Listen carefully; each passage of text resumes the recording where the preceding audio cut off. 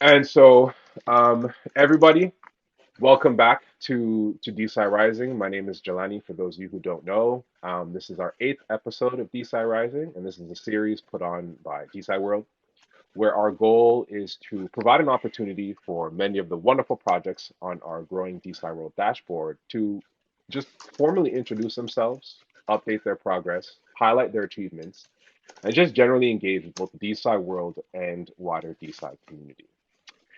Now, the idea behind all of this is that very much at DeSci World, we very much believe that more than the tech, more than the funding, it is the community using these tools that will usher in many of the changes that we are all looking for DeSci to bring to the various legacy STEM industries. Now, in today's episode, as you guys have heard me speaking, I have the very great pleasure of speaking with Shadi El Damati, as well as potentially the rest of the OpScientia team, which is a community of engineers, scientists, activists that seems to have all come together to build a novel infrastructure for decentralized publishing, data sharing, and DeSci-DAO coordination, which is something that is very much needed in this space, with the ultimate goal being to revolutionize knowledge acquisition and to promote scientific innovation. And so, with that, Shadi, I'd like to formally welcome you and the rest of the team that is here. Thanks for taking the time to help us learn more about yourselves and what you all are building at Opscientia. Absolutely. Thank you for the warm welcome. I'm excited to be here and to share some updates and insights and maybe some unique perspectives on why we're here in the first place and what gets us really excited about the future of coordination on the internet by web native scientists. Great. So before we get into what Opscientia is doing as, to accomplish that kind of goal, I always like to start with the team and to kind of get people to know like who are the humans behind these products. So can you give us just a brief introduction to who you are, where you come from a career background, and how you kind of started this foray into Web3 and DeSci? Yeah, absolutely. Similarly to you, Jelani, I'm a neuroscientist by training. Uh, in 2020, I was finishing up a PhD in adolescent neurocognitive development, and as part of that work, a huge component is data sharing, right? So we were constructing these longitudinal growth time curves for cognitive age, relating that to biology, what was happening in the brain. And this was work that was being done out of Georgetown. So we had a sampling from mostly like urban slash suburban families and adolescents. And to kind of generalize these results, we had to cast a wider net, right? If we wanted to create some really reliable population estimates that would validate well in other populations. And so we, a couple of years ago put out a call for other folks that were doing similar work. And our work was kind of a bit of a canary, not a canary in the coal mine, but rather a test demonstrator of what a large-ish consortium looking at what adolescent brain development could look like, which would later turn into the Adolescent Brain and Cognitive Development Study, the ABCD study, which is a multi-million dollar consortium study that's ongoing right now and will continue ongoing for 10 years. So we were kind of one of the very first forays testing out what that sort of research coordination would look like. And at the time, we were working with folks down at University Grande do Sul in Porto Alegre, where they were looking at kind of behavioral markers of inhibitory control and binge drinking in Brazilian teenagers down there in the south of Brazil.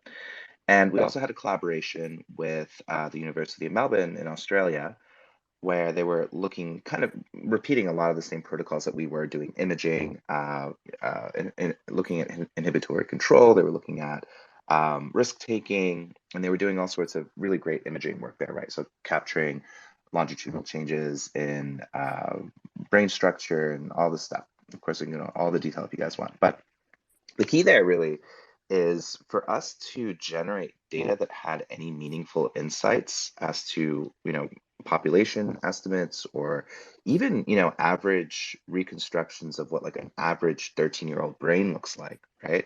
We had to be able to pool all this data into a shared compute environment or a shared server infrastructure, be able to accumulate that in real time, to run analyses, to share derivatives of that work, and to version control it and snapshot it and all that good stuff.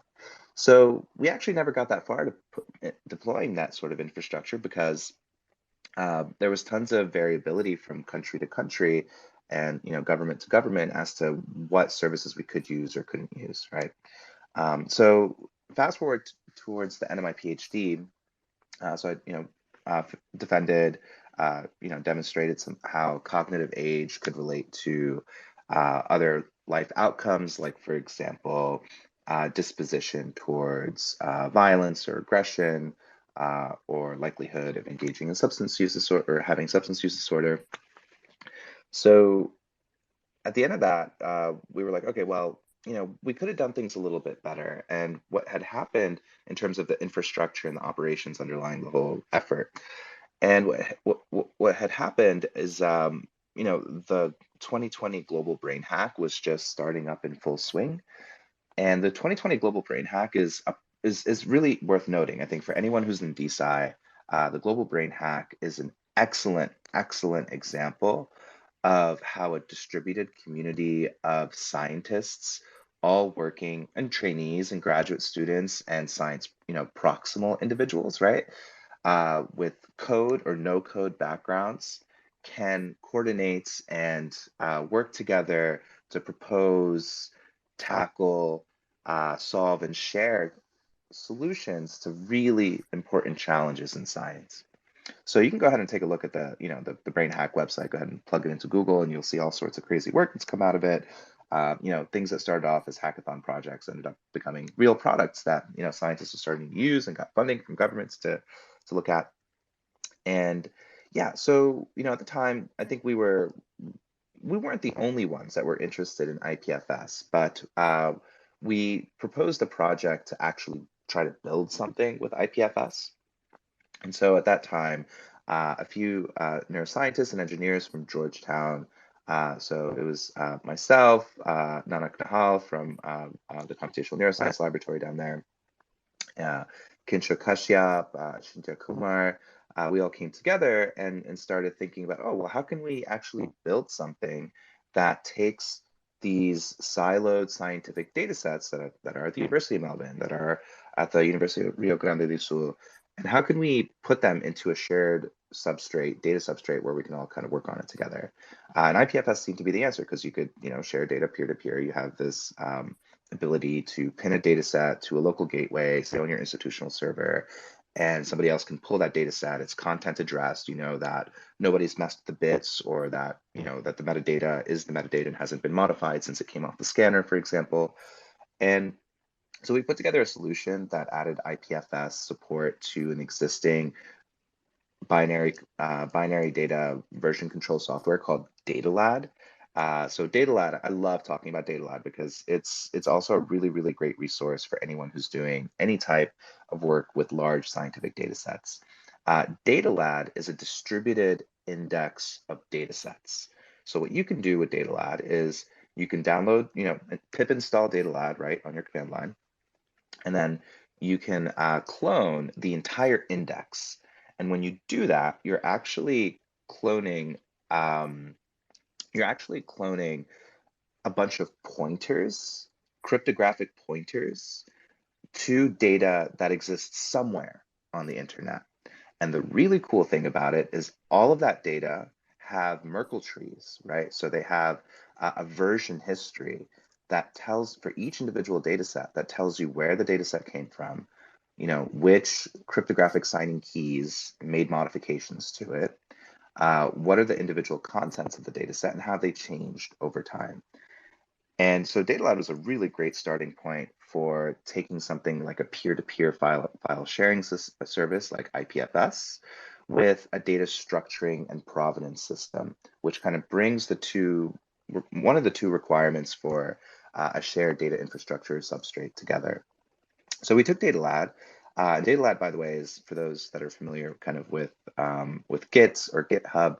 DataLad runs on the backend runs on Git Annex, which is a really cool piece of software maintained by this gentleman named Joey, the legendary Joey, last name unknown on the internet, showing you again the importance of open source maintenance and how important solo maintainers can be. So Git Annex is really cool because what it does is it kind of forms the infrastructure, the architecture for this pointer system. It lets you, unlike with Git, which is made specifically for version controlling text files, right? So you can do a diff command and see how one line is different from one piece of code to the next. Git Annex kind of, fuzzes all that out and lets you create individual blobs or like pieces of content to address data. So if you're familiar with IPFS and kind of how all that stuff works, you'll know that you'll start seeing some similarities, right? Git and Git Annex are using one-way hash functions to generate a digest, right?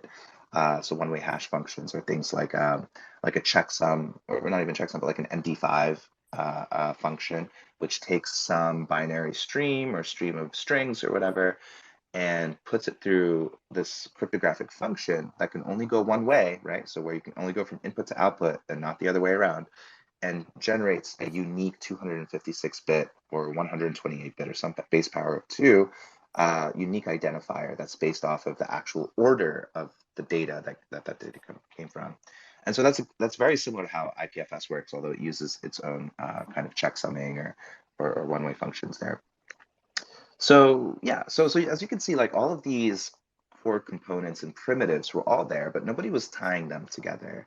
And what we did was we added IPFS support to DataLad, where anybody could add their own scientific data set. So say, for example, I go out and I collect 100 surveys on decentralized science, and I ask everyone, what is the biggest problem in decentralized science for you? And, what's your background, blah, blah, blah. And I collect all this demographic data, and then I want to share it with everyone. So what I do is I put it on a GitHub repository. So I use GitHub. I upload my survey data, I clean it up, I have lots of documentation, I do all the reproducible scientific practices. But maybe I'm a little stuck here now because now this data set is on GitHub, which means that there's only one place for you to get it. And maybe that's not such a bad thing because GitHub is up all the time. But that doesn't mean that someone can't IP block GitHub, or that somebody can't maybe maliciously, modify some of the data on GitHub, or maybe I add another maintainer on there and maybe they change some of the data on there. So the really nice thing with the work that we've done at the time is we'd added the ability for IPFS as a support so that when you commit individual data sets to the index, you are actually creating this content identifier that exists on IPFS network that if anyone knows that content identifier can pull that data from any peer who currently has that data cached or pinned on their local server, their local machine, or their local instance. So we're taking this metaphor, right, of everyone collaborating on a singular GitHub remote, which has its limitations too. If you're trying to run like a bare repository for, like as a master copy for all the data,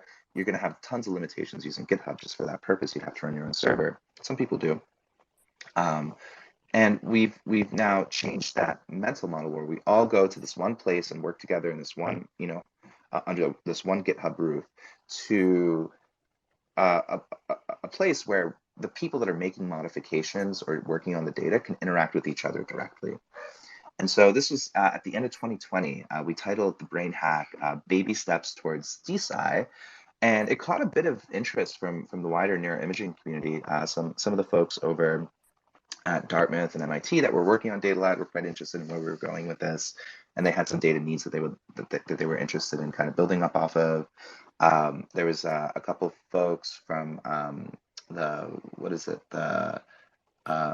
it's a European consortium, name's escaping me right now, a European consortium that scheduled a follow-up hackathon a couple months later on this stuff, and we kind of started introducing these, this idea of a decentralized science, and we started using the acronym DeSci at the time, I don't know if we were the first ones for sure to start using it in this way, but at least amongst the academic circles that we frequented, we were using this term to kind of describe the kind of work we were doing, which is specifically provenance for data science and or provenance for basically data science and data sharing.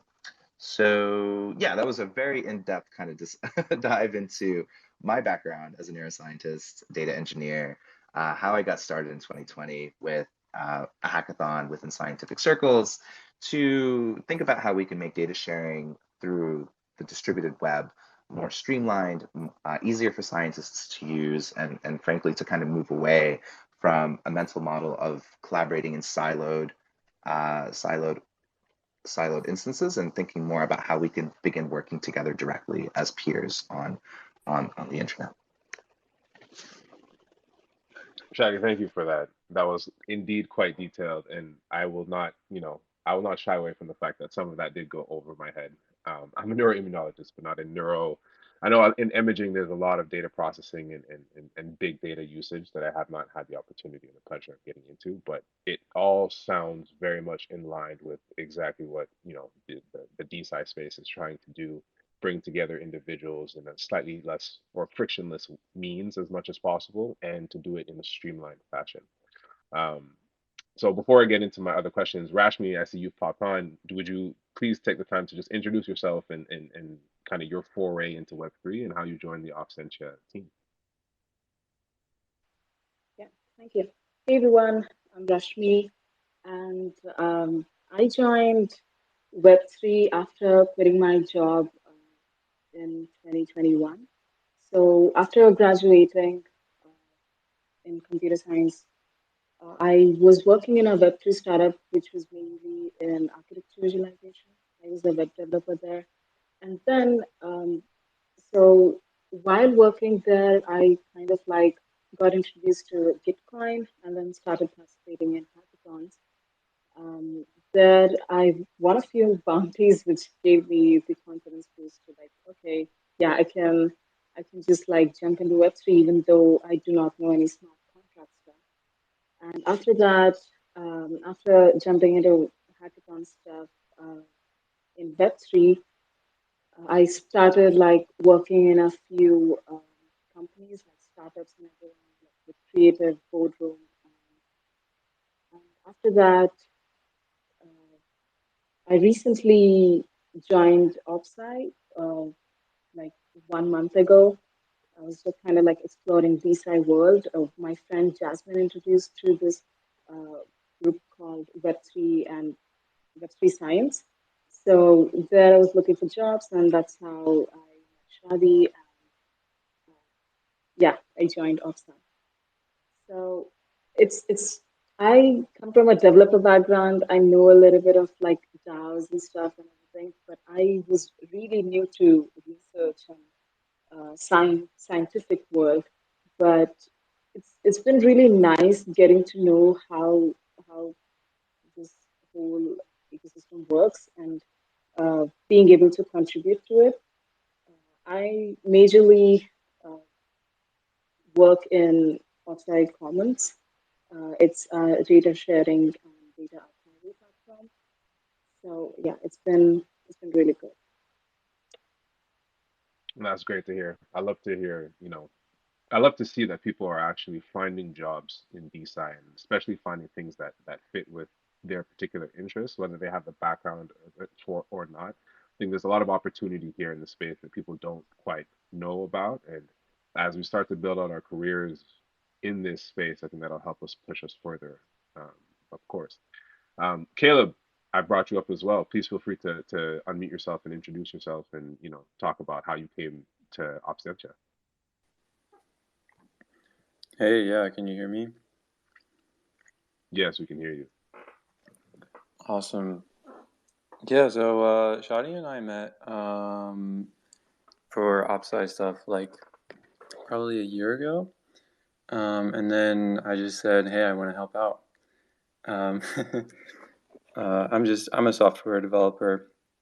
I'm working on Holonym now though. So Rashmi is definitely the go-to for all commons specific development work. But yeah, I got into it initially just writing articles with Shadi, and then yeah, started moving towards development work. I guess I can go more in detail there, but it's just kind of like boring details. I'm sure it's not. I'm sure it's not.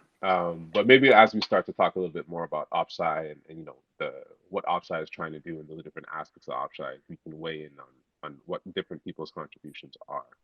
And so with that in mind, anybody feel free to take this, but can you guys give, I mean, Shadi gave a really in-depth origin story of what I think is the seed stage of OpSci, how it came into being, but can you just give us a high level overview of what OpSci is standing for and actually doing, and then maybe go into a little bit more detail about that.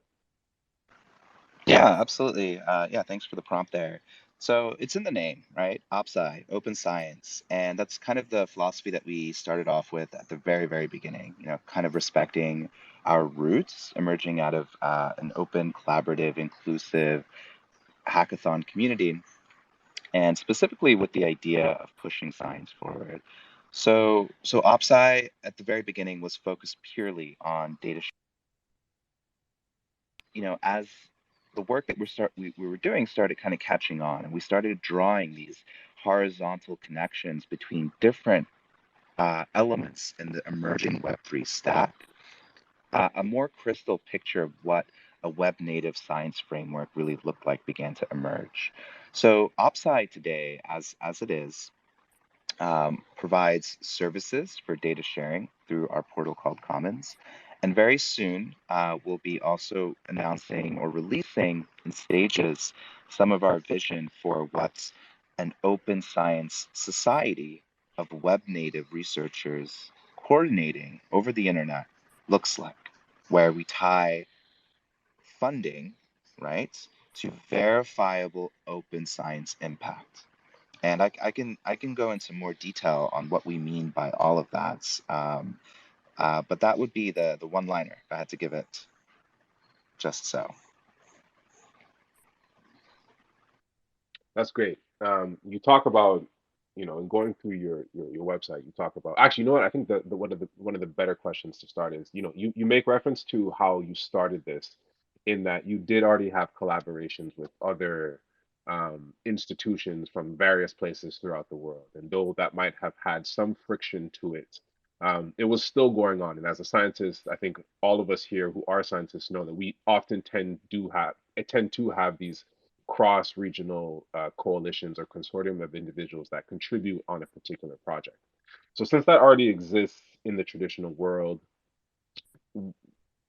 the question that I always get, and I like to kind of give to other people as well, is why move to Web3? Why build all of this in Web3 if it's possible to maintain it in Web2? Is making that shift just more of a headache than it needs to be? Yeah. So I think if you are really immersed in open science engineering, right? If you are going to hackathons and you're talking to communities and different labs, you'll be amazed at how primitive the tools that scientists are using really, really are, right? I'm talking about so primitive that your data archival system are a bunch of hard disks that you stuff in a closet, and that maybe you have a filing system for it, but roughly you just kind of pull it out and plug it in and see what's on there and hope the hard disk hasn't failed yet. So it's bad out there, folks. It's really bad out there. For some labs more so than others. I think funding plays a huge role, of course, in the institution that you're at. And we can get into all sorts of stuff about like legacy institutional entrenchment and kind of like the power distribution that we've seen emerge within kind of like resource allocation in science. Anyway, but yeah, so I would say why Web3? Well, it might sound kind of ridiculous, but Web3 principles on an engineering level, right? So things like content addressability, coordination across a distributed network, consensus mechanisms, and not even to start, we could always talk about funding. Everyone knows about coins and minting and funding and NFTs, and that's the hype. But if you really drill down into it, right, it's about how we can use tools for cryptography to create associations or make sense of the chaos that's the internet and the data that's associated, and build what could be a semantic web of science, right? So science is moving in that direction anyway. We have tools like dimensions.ai. We have standards that are emerging, for example, neuroscience and neuroinformatics framework, or the BIDS framework specifically for my subfield. And there's others that are popping up every day with organizations and consortiums that are dedicated specifically to the embracing of machine-readable standards for science. Now, the key thing that's missing is that all these organizations and labs and consortiums don't have a shared interoperable framework to be operating on, right? The data layer that they're using it's either going to be Google Cloud or Amazon, or it's siloed within their industry, within their own industry. So for the very, very first time, we have a global supercomputer. And I like to kind of make the radical claim that Ethereum has and always has been uh, an infrastructure for consensus on knowledge, right? And notice I didn't say truth, but rather knowledge, because knowledge is always adaptive and changing and can sometimes be proven false. Um, so we have this system, the global computer for knowledge consensus, and what it does is it allows us to throw all of our best standards, all of our best methods, all of our best pipelines for interoperable workflows, for storing data, sharing data, analyzing data, uh, tracking provenance in data, creating one-way hash functions or CIDs for different types of metadata and their associated content, such as scientific results, or such as unique gene sequences and all their connections and all the co-occurrences with all the papers and so on and so forth, and the unique identifiers for individuals that contributed to them. And we can throw all of that onto a public, readable, accessible database that can't be corrupted, right? That can't be just forked and run by a publisher, or forked and taken by Harvard and made closed source and pay gated, right? So that's kind of the long story of it, I guess. But really, when I talk to other researchers about DeSci, decentralized science, I talk to them about the problems that they're facing, and I talk to them about how software, especially for distributed coordination in science, can solve that. Because that's what these scientists are trying to do, whether it's trying to work with a lab halfway across the world that's collecting the data, and another lab, another halfway across the world that's trying to analyze it. That's a distributed coordination problem. And that's not even including things like working together for funding, or working together to secure talents, or to put on conferences and that sort of thing. Yeah, no, there are definitely a slew of things that, I think we believe as builders, and also we will see blockchain kind of solve in smoothing out the process of being a scientist and sharing knowledge and knowledge acquisition throughout the world. Um, and kind of the flip side of that question as to why Web3, and I very much like your answer to that, but there are still limitations in the Web3 infrastructure. And as somebody who is of a technical background and is building actual infrastructural concepts into Web3, can you touch upon some of the limit, though it's good, what are some of the limitations that people are facing, and where do we need to kind of focus our initiatives in terms of Web3 to solve these, so that we can onboard more of these scientists into the space? Yeah, absolutely. I want to give a chance to Caleb and Rashmi to explain as well. Rashmi to explain as well, kind of their perspectives. But very briefly for me, I think that uh, so I would say the first and foremost glaring issue is the hype culture that's associated with anything Web3 proximal, or Web3, that's contingent with Web3. So there's that. In terms from a building perspective, a lot of the technology is incredibly immature, fails tests in production. So we build on, for one of the products that we've been working on in OpSci, called OpSci Commons, which is a decentralized data commons that allows any researcher to upload, in theory, a data set of any arbitrary size. So you can collect your 1 terabyte neuroimaging study or your neuroimmunological GWAS study and put that, put that into an interoperable, say, like BIDS format. So the commons will only accept data that's FAIR compliant. And that's the carrot stick approach, right? So we give them the carrot of, you have a 1 terabyte data set, you could go to Figshare and spend $5,000 to archive it, or you could come onto Commons and archive it for free. You just have to make sure that it passes an automated machine readability check that just pulls the most recent community standard for that that's being managed by the BIDS community, which is itself its own distributed community. So, once we do that, we pin the data and archive the data on Filecoin, pin it on IPFS and archive it on Filecoin. But in production, it doesn't always turn out that way, and IPFS is very much limited, I think, by the availability of, first off, gateways that are going to be performing this work, serving the data to the actual users. Secondly, Filecoin is actually has a low latency in terms of, to get data into Filecoin, you have to convert it into what's called a CAR file, or a content addressable archive. And what that means is that you take this, binary representation of the data and you put it through a method or a function that creates a Merkle tree. So the Merkle tree kind of tells you which data belongs in which bins and how they're all kind of nested hierarchically. And that CAR file flattens that Merkle tree. So instead of a tree, now you have a serialized index of all of the leaves and nodes within that tree. And that binarized Merkle tree is how you generate a content identifier. To do that process requires computational overhead, so that you can start seeing kind of like where the latency comes into play. And that's just the first step, right? And to get to that CAR file, you have to do tons of stuff, make sure your data doesn't have, any weird stuff. And some of it, the IPFS engineers and Filecoin engineers didn't think of, because they perhaps didn't have this end use in mind. Maybe Caleb, did you kind of want to tag in there on that as well? Because you've had quite a lot of experience, I think, working with this stuff. Yeah, honestly, everything you said, I pretty much covered it. I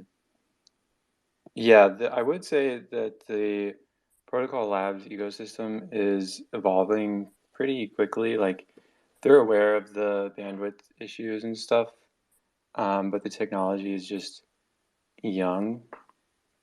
So yeah, I think it'll be, the limitations are, like Filecoin, it takes a really long time to get a storage deal, for example, and it takes even longer to retrieve it. But those are problems Protocol Labs is working on, and they have great engineers over there. So I think it's kind of, the problem for use cases right now are kind of just engineering around these hopefully temporary issues, and just kind of resorting to good old-fashioned engineering work for that. Rashmi, would you like to weigh in as well? Yeah, I agree with what Shadi and Caleb said. One of the limitation that I can think of with Web3 is we could sell it in a better way. Right now, definitely the hype culture, the scams, and all of that takes highlight upon the benefits and advantages of Web3. So maybe instead of like saying that, hey, this is what we should focus on, Web3 is decentralized, it is better for us, we could sell it like, hey, if a demographic has a problem, we can say that this Web3 solved this problem and in a better way. So maybe selling it in a better way than just saying this is more privacy friendly, this is more decentralized, this gives you more control. I don't think that people usually care much about it, like normal users. Like us coming from a development and technical background, we understand why privacy is important. But for like people like my brother who is not who doesn't come from a technical background, they wouldn't understand why it's important, or they don't care enough about it. So I think selling it in a better way would help. I think you bring up a really good point, and it relates not so much to from the technical aspect, but in terms of the culture of DeSci. What kind of culture we look to have? So we have people who are builders like yourselves, who are very technically minded and technically skilled, that are coming from it from one appeal. Um, and I understand the the the reticence of the hype train and the kind of things that exist in the traditional, quote unquote, traditional Web3 space, NFTs and the like in DeFi. But I would argue that there's a culture that we need to build in Web3 that is does not just serve the technically minded, but also serves, the citizen scientists, the tangentially scientifically curious, and all these kind of things that this solely technical space might not attract them. So I think there is a balance of substance, utility, technical specs, and expertise, as well as hype driven and fun and community oriented, that kind of needs to be struck to make DeSci accessible, interesting, and adopted, moving into the future. Um, but I definitely agree. There's a lot of technical. Everything is being built. This space is very immature, as Shadi put it. And I think as we move forward, we'll start to see that maturity. And as we start to put out use cases, like actual use cases that researchers can use fully to help smooth out their day to day, that's when we'll start to see the onboarding.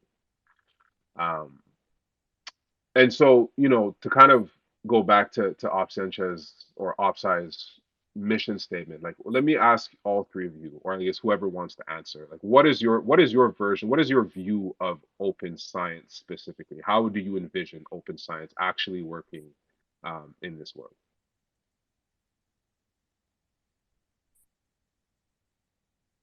Any one of you can take that.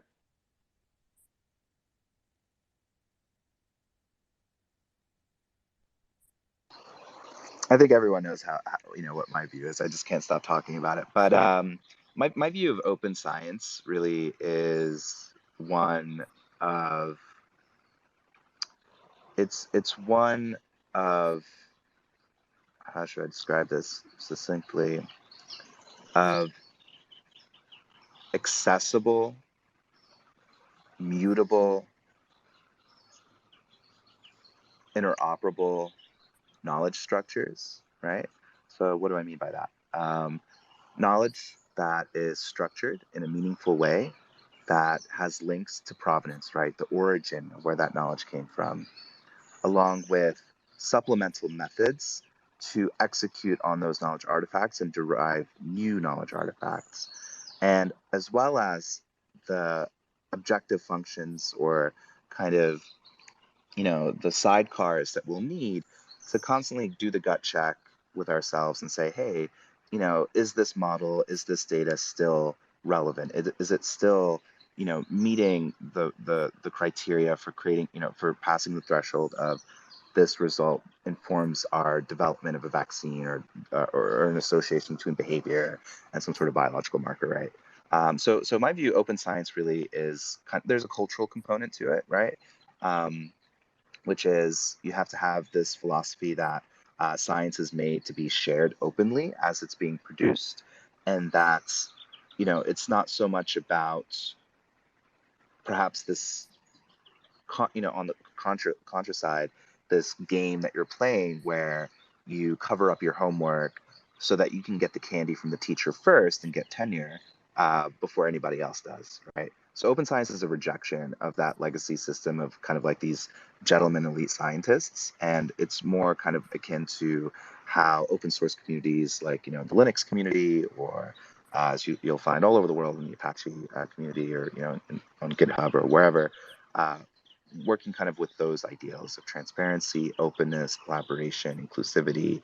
And more often than not, I think one kind of trait that isn't built, isn't really glamorized, is willingness to run with the ball and get bloodied while doing it, right? So just like Joey running Git Annex and building amazing software and being the solo maintainer for a while, or like the gentleman here from UCLA, his name escapes me, who manages the time zones, right? The one database that links all the time zones and all the countries together, so that when you get off your flight, your calendar automatically updates. That's one guy who manages that, who keeps the world running.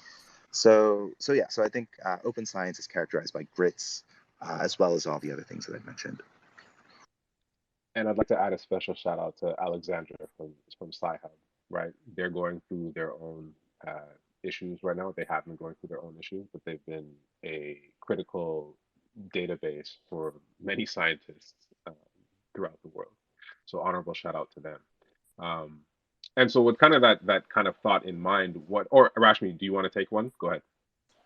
Oh yeah, I wanted to say that I want to see open science revolutionize, kind of similar how open source code revolutionized software and code.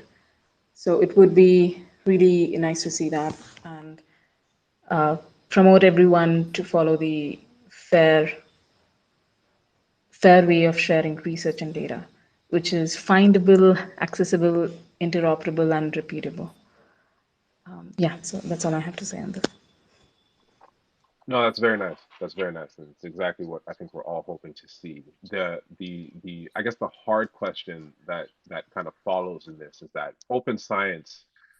So people argue, DeSci is just a new angle, a new arm, a new branch of open science. Open science movement has been around for decades, if not centuries, depending on how you look at it. But it's always struggled to kind of compete with this more capitalistic, centralized, siloed version of itself. And I'm just curious to see all of you, Rashmi, Shadi, and Caleb, what do you think is the main issue as to why open science, even though, despite all scientists wanting it, why hasn't open science actually succeeded? And how do we think DeSci will kind of nudge that further along the lines in terms of success? Like, what are the actual use and not necessarily technical know-how, but ways that DeSci will kind of help bring this along?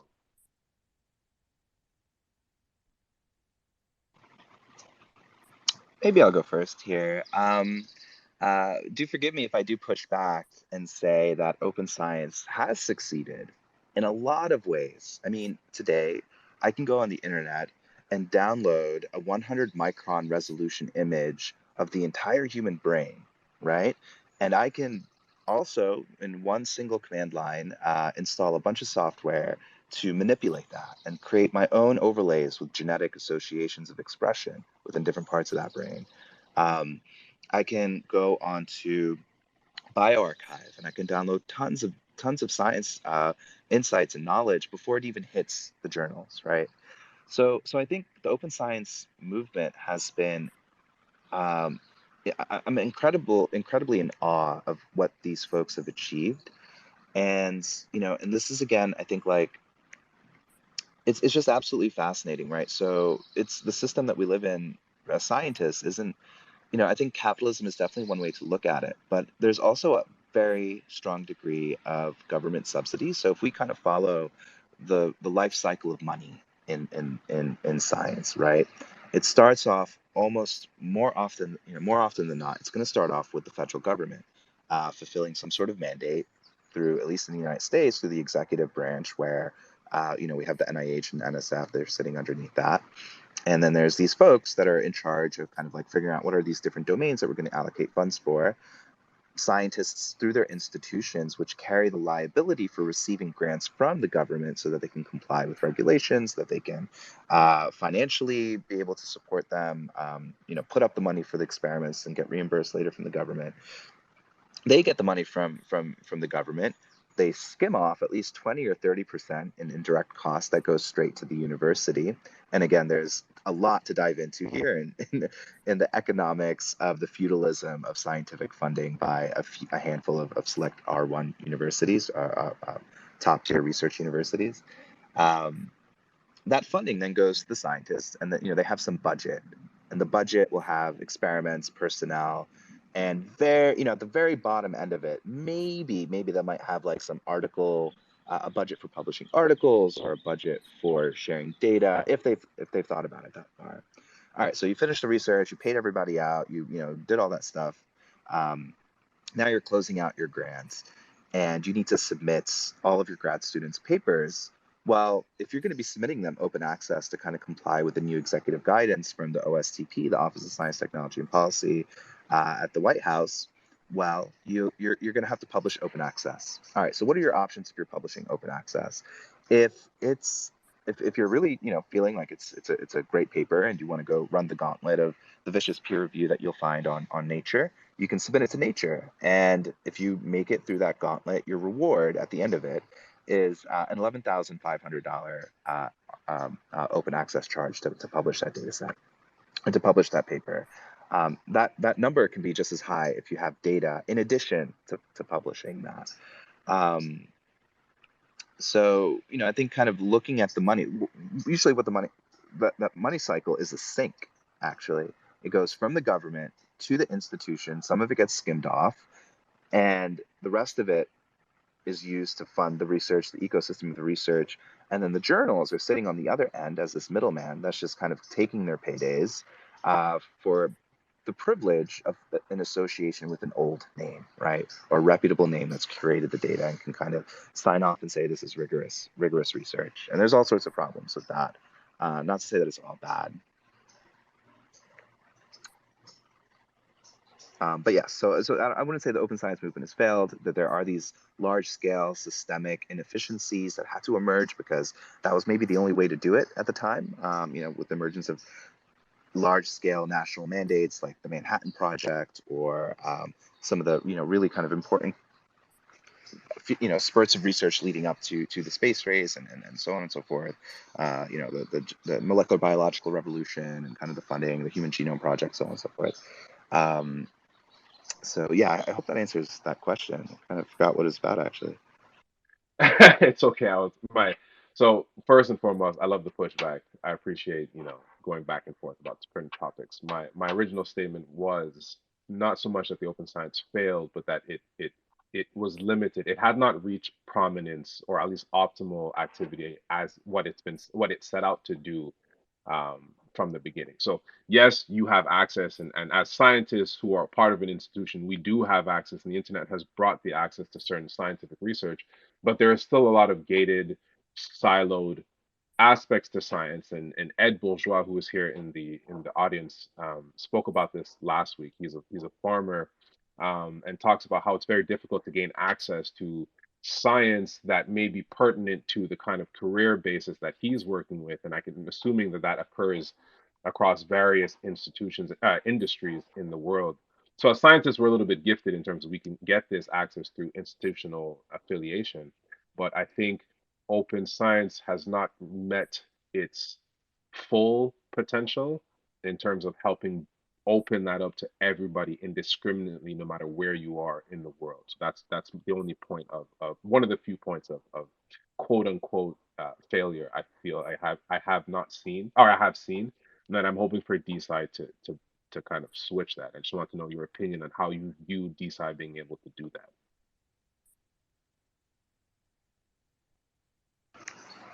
Yeah, Caleb and Rashmi, feel free to chime in here. I could just kind of really try to succinctly take that and say that, yeah, no, I absolutely agree with you. I just didn't want to kind of overshadow the work of the open science movement.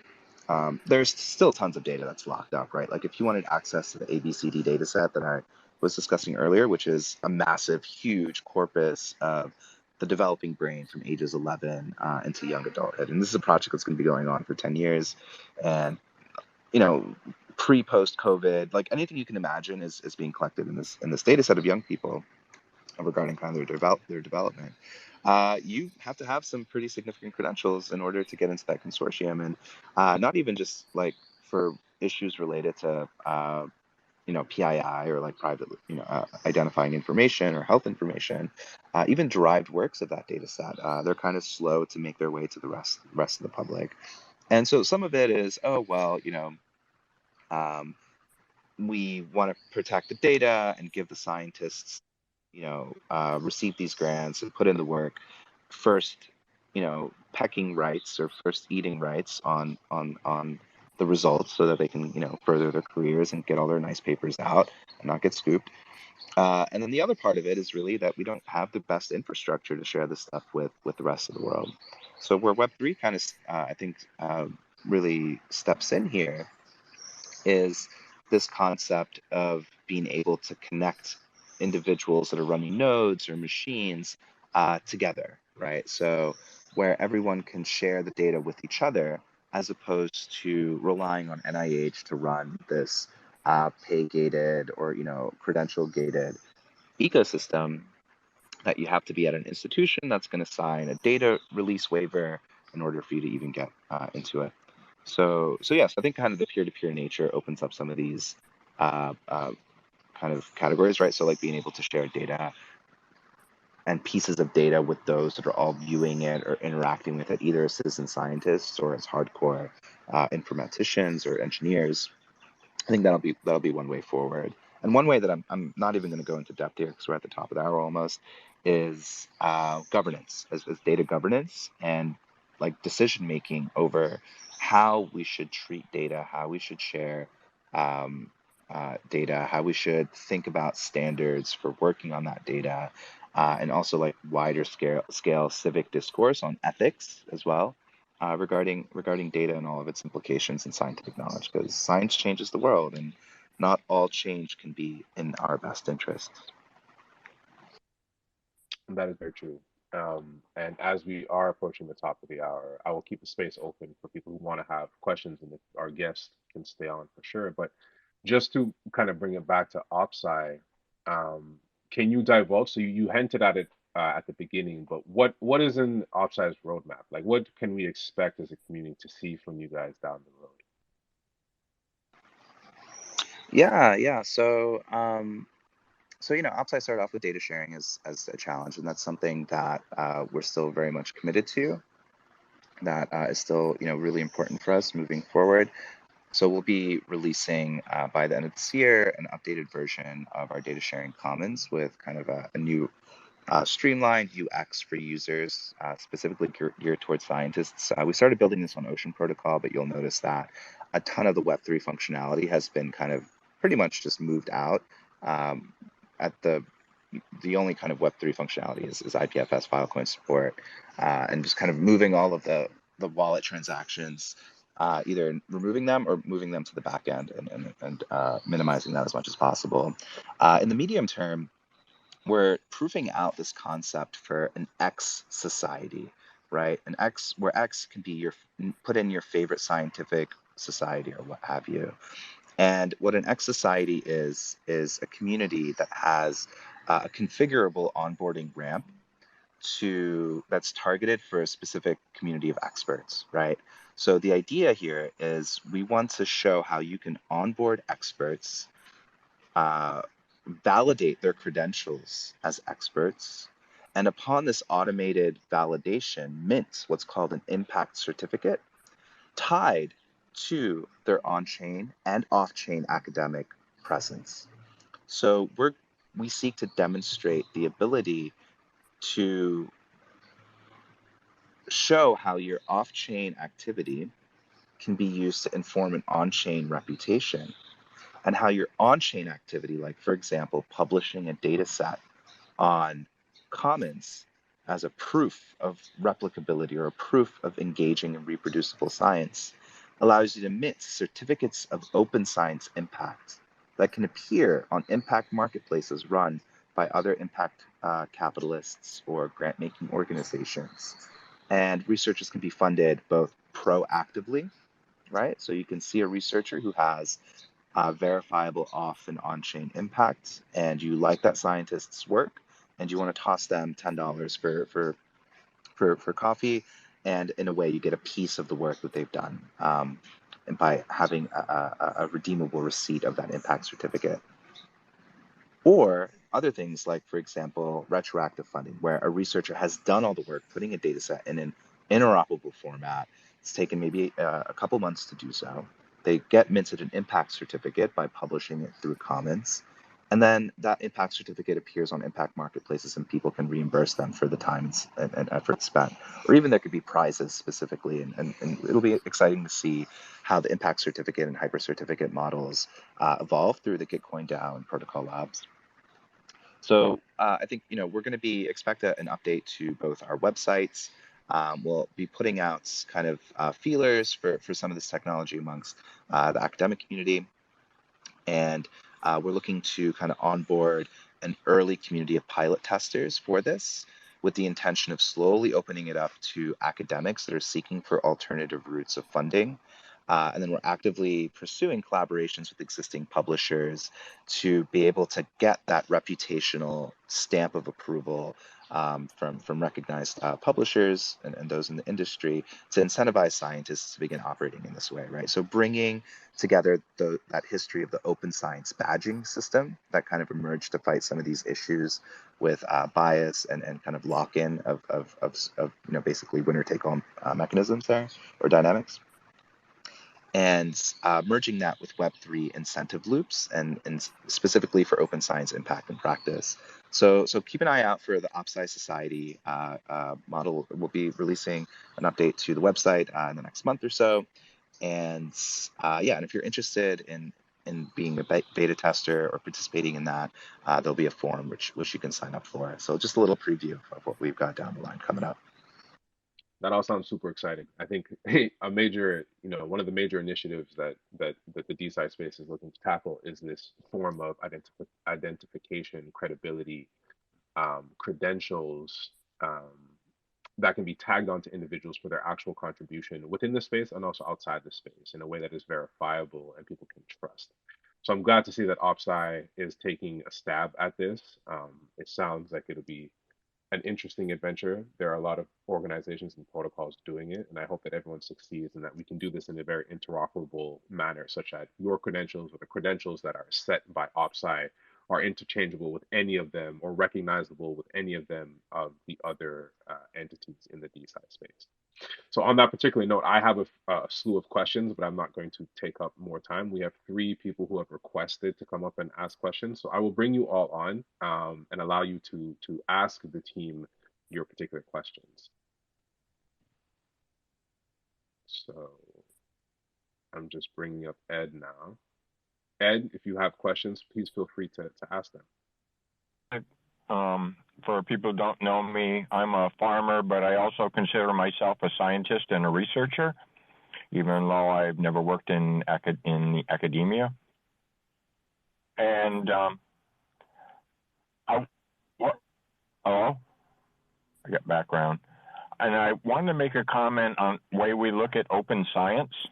Can people hear me? Yeah, we can hear you. Yeah, we can hear you. Okay. Over my 50 years of being involved in working with scientists and working with farmers, the biggest change I've seen in what I would call open science is that it's harder and harder in science to actually create a paradigm shift. And that because of peer review that become sort of peer-to-peer groups or alliances in science that sort of validate, because of either, the institution they're involved with, the other people they're involved with, give credibility, just credibility because of that, not necessarily examining the science or the knowledge that's actually being presented, that it just gets harder and harder for paradigm shifts to happen. I mean, in agriculture, we're in the middle of a paradigm shift. The stuff I've been working on and the people and scientists I work with mostly are independent. We've been having incredible discoveries and that show incredible potential. Yet we're up against, as I talk to people in academia year after year for many years, it just gets harder and harder to communicate. It's like they're stuck because they're in a peer-to-peer group, they're in an alliance, they're being funded by a certain interest. And so the ability to really change, it gets harder and harder. So in other words, if somebody's an agronomist that studied through chemistry how to do agriculture, And now they need to understand that maybe the future is going to be biology. And that is something that they're just not, haven't been trained, don't understand very deeply. They just group together and resist. And, you can't talk about it. So I'm looking at and of course, then that leads to, sharing of information, sharing of data. I mean, we produce data too. If you think it's hard to do it through an institution, think how hard it is when you're a bunch of farmers who are, really truly scientists and really truly researchers. But we're not respected for that. So that was my comment on how to understand, how we look at open science in the future, because that's something we strive for, just like you're striving for. Thank you.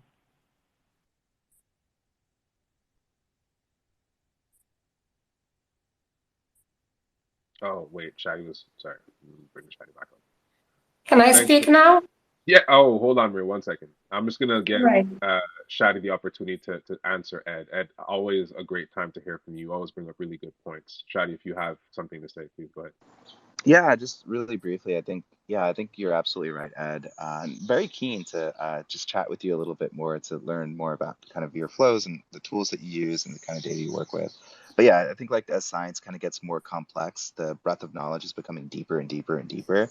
So the list of things that you have to check off for a paradigm shift to be the remaining explanation just becomes more difficult, right? There's just more information, more knowledge, more competing narratives, and it's just like a very difficult logic puzzle that's just constantly becoming more labyrinthian and Byzantine. And if we kind of look at different open science practicing communities and compare, for example, like physics and astronomy to biology, physics and astronomy, I would say, are more likely to have a paradigm shift compared to the messier biological sciences. And the reason for that is that science and astronomy has had to, if you look at a paper that's published by any group out of the Large Hadron Collider, or, they have these giant projects with giant telescopes that hundreds of people, highly educated, highly trained, are all kind of participating and collaborating and coordinating to get that scientific result out. And that forces them to have a coordination framework for being able to assess when the model actually fits or doesn't fit, and allows kind of perhaps more creative kind of contributions there. Whereas in biology, I think there's a great ongoing example right now with the amyloid beta hypothesis in Alzheimer's research, and some of the issues that have resulted from kind of, the fabrication of data, kind of leading to millions of dollars of taxpayer funding being spent on it, on a particular therapeutic that might not be a therapeutic because it was faked, the data is faked. And so, that doesn't mean the amyloid beta hypothesis is wrong, just that it's just becoming very complex and difficult because there isn't really good infrastructure for coordination and let's say like fact checking, right? Like provenance really is what it is. Yeah, I think what you bring up highlights that there are a lot of complex layers and multifactorial aspects that need to be changed to bring science to to bring validity, or to bring the institution of science towards this more open science infrastructure that we're hoping to build. But given enough time, I'm sure we here as a community can nudge the needle more towards that. Maria, please go ahead. Hello, everyone. Hello, Jelani. Pleased to be here. Hi, Shadi. Brazil misses you. I'm calling from São Paulo, Brazil. I just want to thank Shadi and Jelani for all the collaborative work that they have been doing. And I believe collaboration, it's a huge term, huge work for the Web3 community, scientific community. And I just want to publicly share with you that Shadi has changed the whole way that we were doing, and he helped a lot in building our community. I was in an event in Rio de Janeiro, Blockchain Rio, when he DM'd me saying that Gitcoin had just released the GR15 with the DeSci tag, that I must drop everything I was doing and run and submit. We applied, and we got in. We had what I believe to be a very successful round. And because of that, we grew very fast. I had 4 followers, and if it was for me to have a credential for that, nobody would speak to me. But from the 4 followers, today we have 600. And I just announced on Twitter that we merged with another DAO to become a bigger DAO, a bigger ecosystem that we call Desire, that we are here today.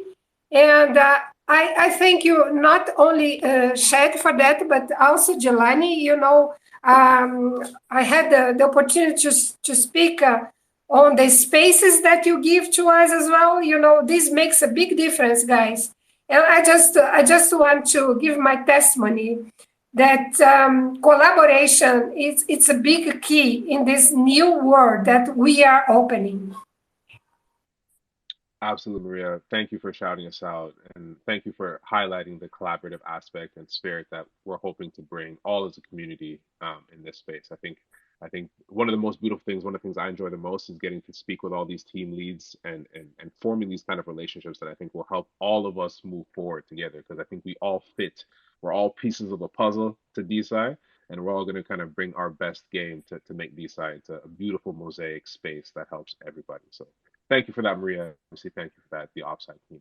Mike, you're the last one up here, so I'll give you the opportunity to say what you have to say to the OpSci team. All right, thank you so much. I just had a quick question. So I might have missed this. I was listening maybe 90% of the time. And the question is, I understand, DeSci as, this new infrastructure, new way of approaching science in a more kind of open, collaborative way. And my question is,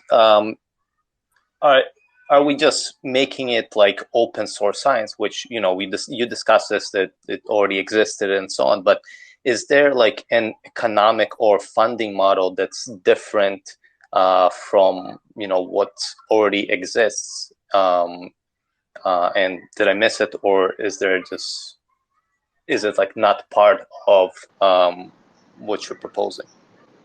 Absolutely. Yeah. I think, if the existing system worked already, then I would, be at the University of North Carolina, maybe driving around as a postdoc, an MRI truck, and scanning rural populations out. That's what I would have been doing. But I think that there is another way forward here. So with OpSci Society, we'll definitely be releasing more information here.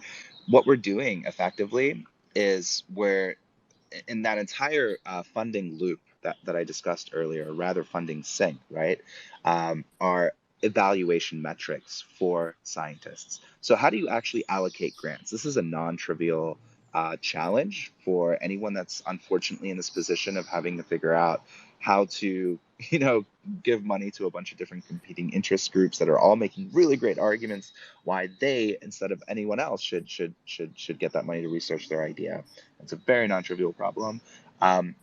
However, I think, the key problem there is that we have this kind of Manhattan Project mindset that, if we just throw a lot of resources at a bunch of really kind of smart people and let, some bureaucrats allocate that funding through some centralized payment funnels with the institution serving as intermediaries to back up the trust or the reputation of the researcher, or the likelihood that the research will be successful, isn't going to work. It's not going to work in this kind of new age of where the problems are really widespread and more often and more requiring very refined expertise. So what OpSci Society does differently here, this concept model, is we create, and you could apply this model to anything really, any sort of expert community that needs to self-evaluate, is you onboard a bunch of experts. You have them decide the impact metrics that matter the most for that community. So what do I mean by that? So a population geneticist, right, the effect size of their research, if they're trying to perform really in-depth, brain behavior or gene behavior associations, the effect size that they're going to achieve statistically in their experiments are going to be much higher.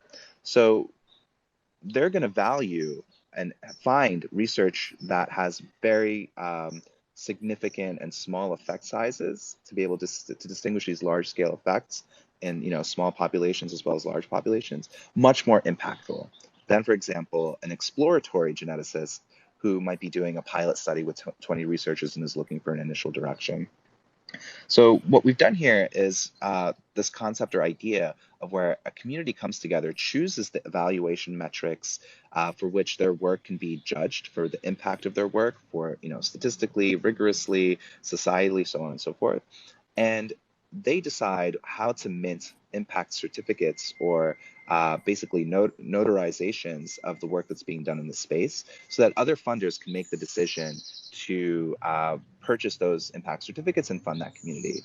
So the best case scenario for this is where tons and tons of people try many, many different types of models, and funders try and see which types of expert communities end up honing in on really good impact metrics over time. So you can kind of see like there's a game theoretics to coming to convergence on impact metrics that the expert community can converge on that best relate to good knock-on effects for science down the road. So the key distinction here is, instead of having funding come down from the institution, we have expert communities that create their own like peer appraisal or peer attestation that attest for their peers and the metrics and how they want to be judged. And then those metrics are used by funders to then fund the researchers, as opposed to the other way around, right? With the funders kind of arbitrarily choosing metrics.